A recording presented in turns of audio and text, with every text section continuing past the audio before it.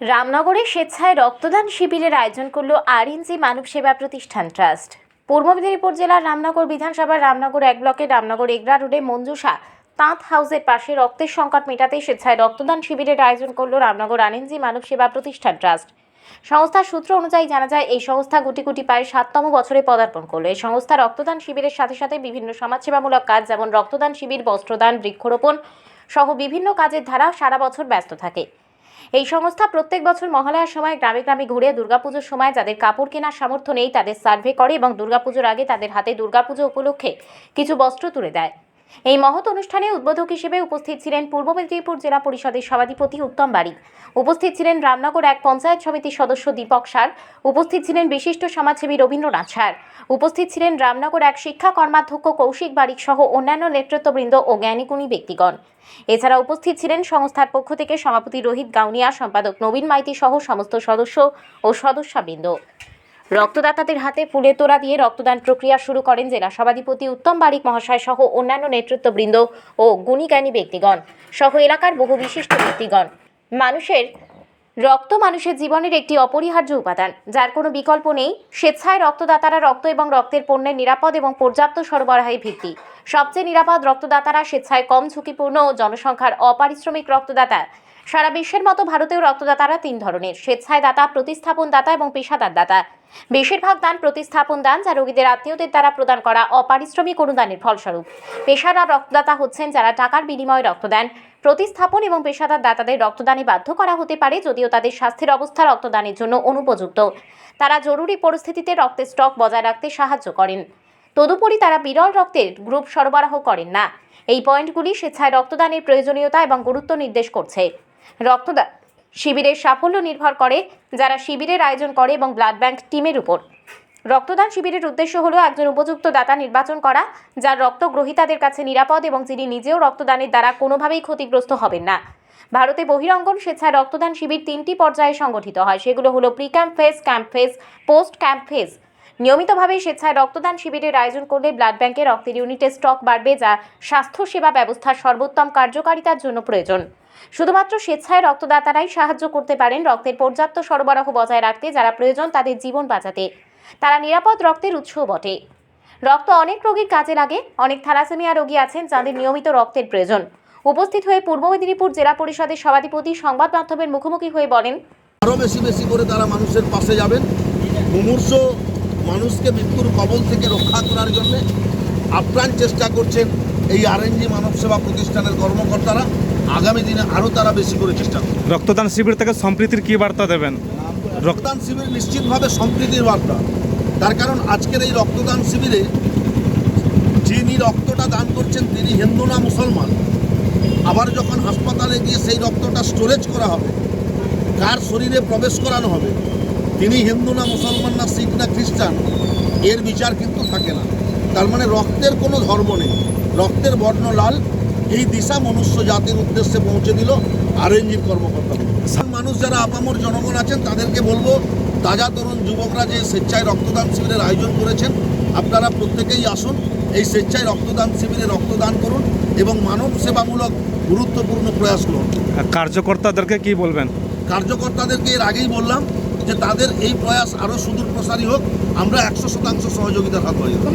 উপস্থিত হয়ে রামনগর 1 পঞ্চায়েত সমিতির সদস্য দীপক সার বলেন, আয়োজন করেছেন এবং এই সংস্থা শুধু রক্তদান শিবির করে থেকে থাকেন না, গতকাল তাদের নতুন গৃহের শুভ দ্বারোদ্ঘাটন হয়েছে এবং আজকে বৃক্ষরোপণ কর্মসূচি থেকে বস্ত্র বিতরণ থেকে বিভিন্ন ধরনের সমাজসেবামূলক কাজে তারা সারা বছরই ব্রতী থাকেন।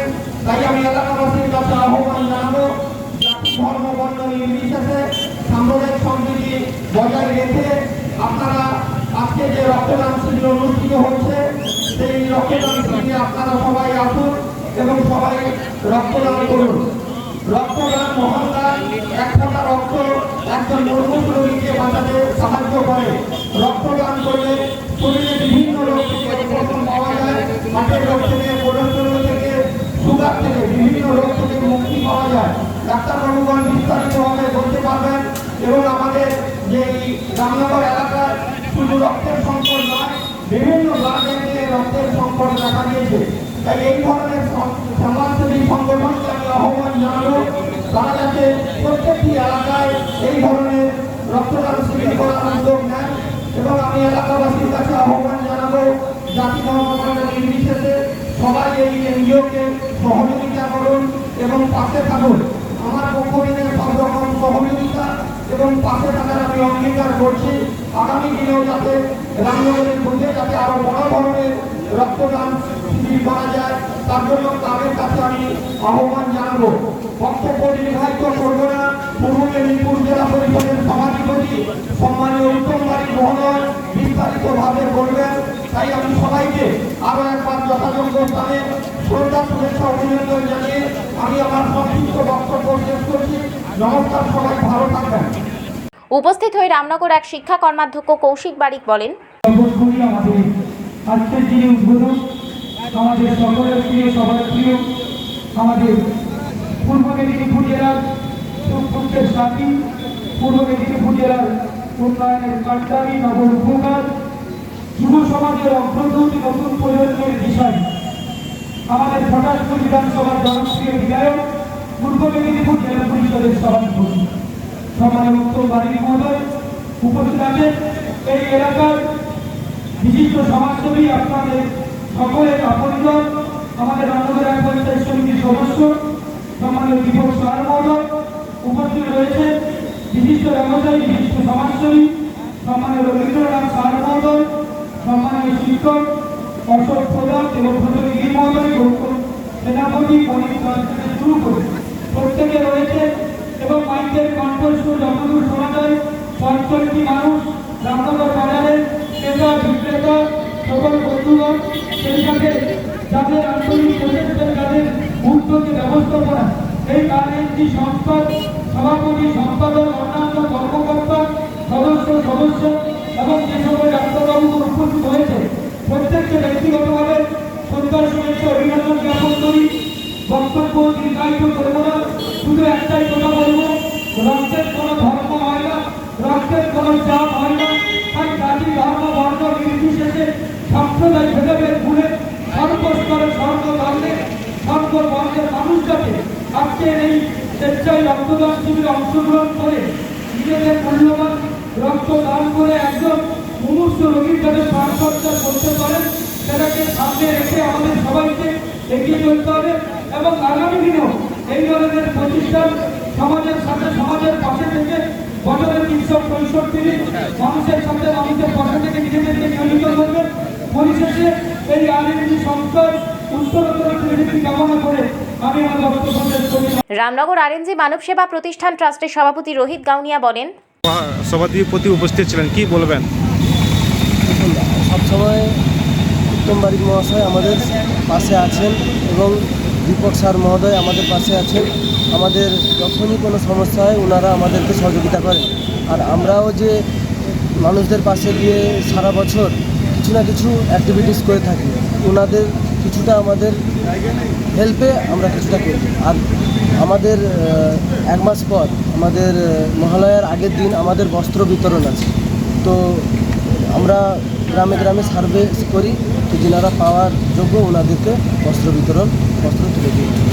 রক্তদান বস্ত্রদান ছাড়া আর কি করেন আপনারা সারা বছর? এই হাড়পুরে একজন বাচ্চা ছেলে, ওনার ব্রেনের একটু সমস্যা আছে, প্রতি মান্থলি আমরা ওষুধের খরচ দিই না।